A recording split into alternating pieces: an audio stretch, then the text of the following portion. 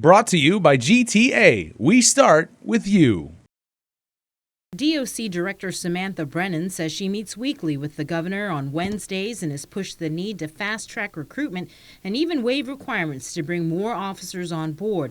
The situation at DOC is so critical that there are a total of 160 officers, some even working 24-hour shifts to handle a total population of 682 inmates, detainees, overnighters, parole violators, contempt of court, and those on immigration hold. But there's a difference between discussions and documentation. Well, you already told me that you came up with the ideas. Yes, right? ma'am. But so I'm asking you, when you did this request to the administration, where's the concrete? Where's the tangible impact? Are they going to shorten the timeline? Is there an agreement with the post saying that okay, the training will be prioritized, and as they're working on duty, then they'll go through the polygraph through this certain timeline? Has there been a phase plan in place? Have you gone to the post? Have you put out a phase plan? Is there anything tangible that shows this work, shows this recommendation?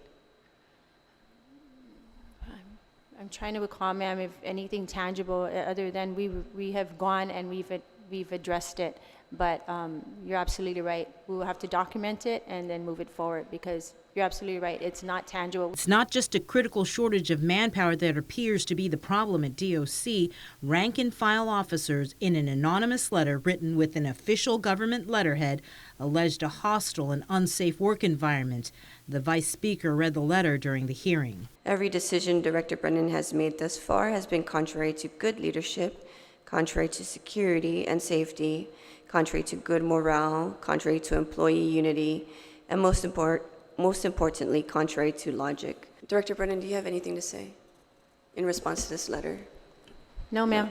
Okay. Lawmakers questioned some of Brennan's decisions, for example, why officers were working 24-hour shifts, why she decided to construct a fence around the halfway house, which is meant to prepare minimum-out inmates to reintegrate back into society, and why she decided to disband DOC's Special Operations Response Team, or SORT, and Internal Affairs Unit.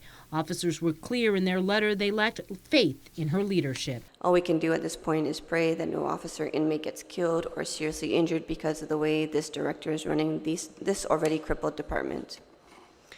Sincerely, the employees of the Department of Corrections. Are you worried that there might be some kind of, in this letter that we received, they keep on talking about someone getting injured, seriously injured or killed.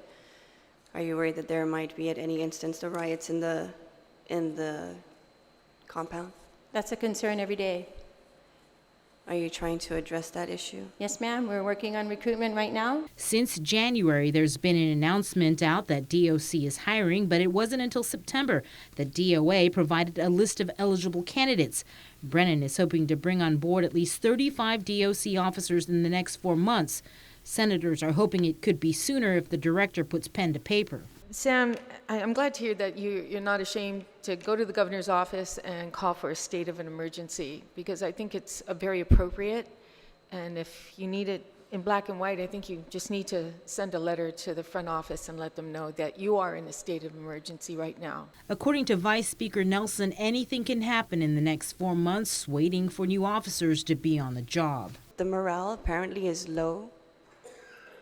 They don't want to come to work anymore. 4 months.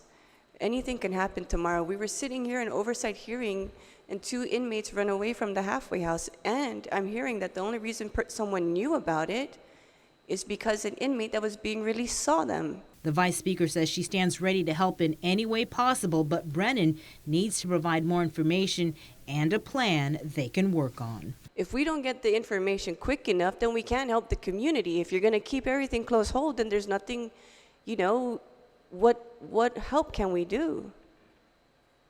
You need to bring everything into the light so we can fix it. It's the leadership's duty to advocate for these things, to open, look outside the box and find ways to help the agency. Reporting for Guam's News Network, I'm Sabrina Salas, Matanani.